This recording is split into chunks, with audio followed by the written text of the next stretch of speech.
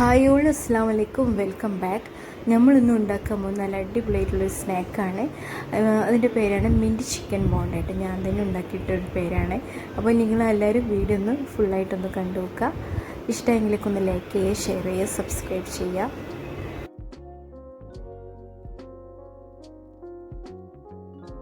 ഇനി ഇതിനാവശ്യമായിട്ടുള്ള ഞാൻ വെളിച്ചെണ്ണയാണ് ചേർത്തിട്ടുള്ളത്.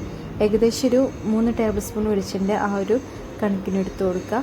ഇതൊന്ന് ചൂടായി വന്നതിന് ശേഷം നമ്മളിതിലേക്ക് അരച്ച് വെച്ചിട്ടുള്ള ചിക്കൻ ചേർത്ത് കൊടുത്ത് നന്നായിട്ടൊന്ന് സോട്ട് ചെയ്തെടുക്കാം. അത്യാവശ്യം ഒന്ന് കുക്കാവുന്നത് വരേക്കൊന്ന് സോട്ട് ചെയ്തെടുക്കണം കേട്ടോ.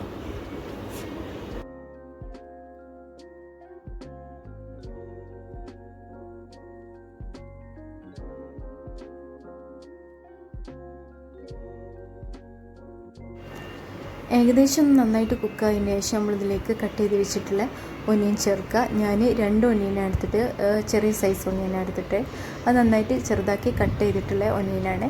അപ്പോൾ അങ്ങനെ ചേർത്ത് കൊടുക്കുക. ഈ ഒനിയനും ചിക്കനൊക്കെ ഒരു ഗോൾഡിഷ് കളറായതിന് ശേഷം അത് ആകുന്നത് വരേക്കും നമ്മളൊന്ന് സോട്ട് ചെയ്തെടുക്കണം കേട്ടോ.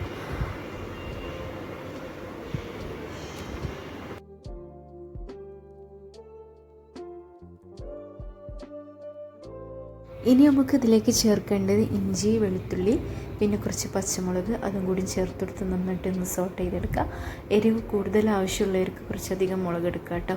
ഞാൻ 2 മുളക് എടുത്തിട്ടുള്ളൂ. വേണമെങ്കിൽ കുറച്ച് കുരുമുളക് പൊടിയും കൂടി ആഡ് ചെയ്ത് കൊടുക്കാം.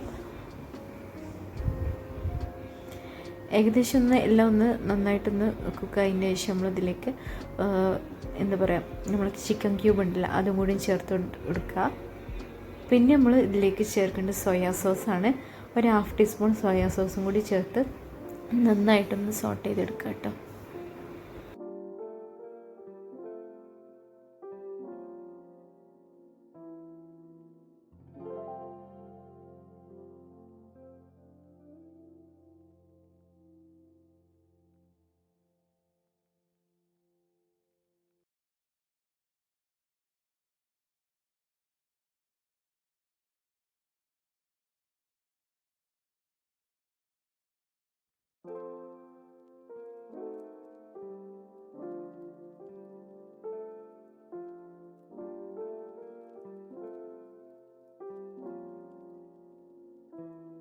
നമുക്ക് ഇതിലേക്ക് ചേർക്കേണ്ടത് കെച്ചപ്പാണ്. അത് ഞാൻ 1 ടീസ്പൂൺ കെച്ചപ്പ് എടുത്തിട്ടുണ്ട്. പിന്നെ ഞാനിതിലേക്ക് ഒരു 1/2 ടീസ്പൂൺ കുരുമുളക് പൊടിയും ചേർത്ത് കൊടുത്തിട്ടുണ്ടായിരുന്നു കേട്ടോ, മറന്നു പോയതാണ്. അപ്പോൾ അതൊക്കെ ഒന്ന് ചേർത്ത് കൊടുക്കുക. പിന്നെ കുറച്ച് ഗരം മസാല പൗഡറും കൂടി ചേർത്ത് കൊടുക്കുക. ഇനി ഞാൻ ഇതിലേക്കൊരു മിക്സ് തയ്യാറാക്കിയിട്ടുണ്ട്. അതെന്ന് വെച്ചാൽ മല്ലിയിലയും പുതിനയിലയും പിന്നെ കുറച്ച് കസൂരി മേത്തിയും 2 ടേബിൾ സ്പൂൺ തൈരും കൂടി ചേർത്ത് നന്നായിട്ടൊന്ന് അരച്ചെടുക്കുക. എന്നിട്ട് നമ്മൾ ഇതിലേക്ക് ചേർത്ത് കൊടുക്കുക കേട്ടോ.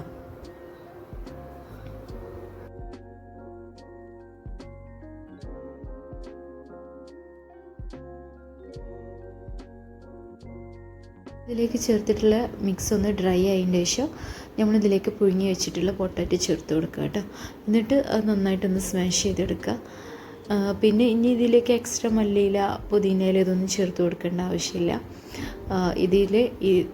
ഇതിൻ്റെ ഒരു ടേസ്റ്റാണ് നന്നായിട്ട് ഉണ്ടാവുക. അപ്പം അതിൻ്റെ ഒരു ആവശ്യമില്ല, ചേർത്ത് കൊടുക്കേണ്ട ആവശ്യമില്ല. ഇനി ആവശ്യത്തിനുള്ള ഉപ്പും കൂടിയൊക്കെ ചേർത്ത് കൊടുക്കുക ടേസ്റ്റിനനുസരിച്ച്.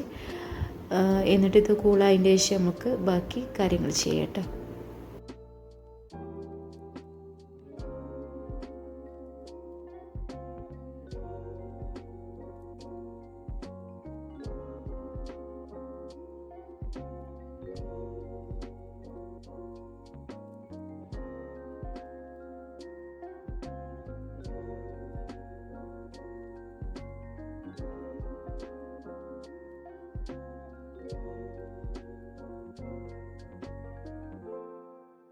ഇനി ഇതിൽ നിന്ന് ഓരോന്ന് അത്യാവശ്യം വലിയ സൈസായിട്ടുള്ള ഉരുളകളാക്കി എടുക്കുക. എന്നിട്ട് കയ്യിൽ ചെറുതായിട്ടൊന്ന് എണ്ണ തടവിയിട്ട് ഓരോ ബോൾസുകളാക്കി എടുക്കുക. ഏത് ഷേപ്പ് വേണമെങ്കിലും നിങ്ങൾക്ക് ചെയ്യാം.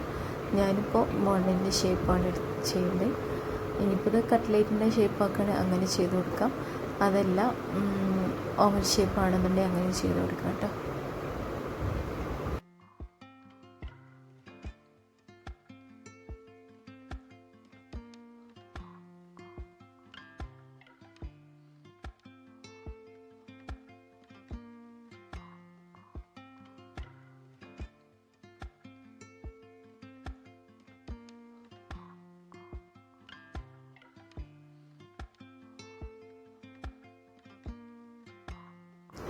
എല്ലാം ഒന്ന് ബോൾസിലാക്കി എടുത്തിട്ടുണ്ട്. ഇനി ഇതിലേക്കുള്ള ബാറ്റർ എങ്ങനെയാണെന്ന് വെച്ചാൽ എല്ലാവർക്കും അറിയുന്നത് തന്നെയാണ്.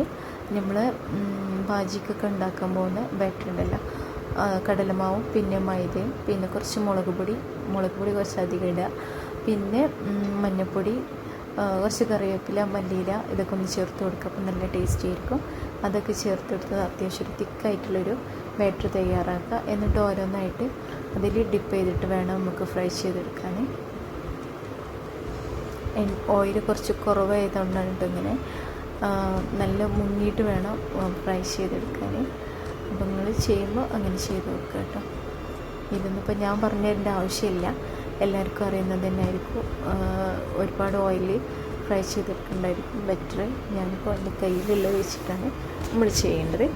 അപ്പോൾ നിങ്ങൾ ചെയ്യുമ്പോൾ അങ്ങനെ ചെയ്ത് കൊടുക്കുക കേട്ടോ.